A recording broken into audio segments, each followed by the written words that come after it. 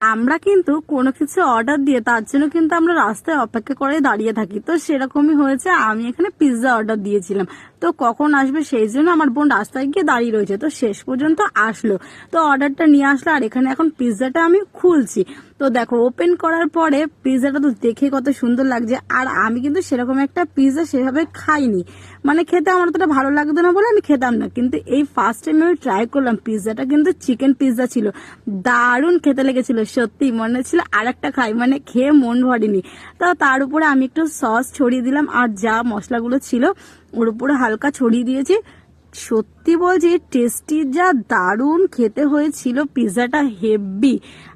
আমি তো এর আগে খাইনি, তো আমি প্রচুর প্রচুর মিস করে গেছি। এরপর থেকে আমি পিৎজাই খাবো। তারপরে আমার খাবার পরে আমার বোন একটু টেস্ট করলে, ওর তো এইসব জিনিস খুব ভালো লাগে। ভিডিওটা ভালো লাগলে অবশ্যই like comment share and subscribe করে দিও। টাটা।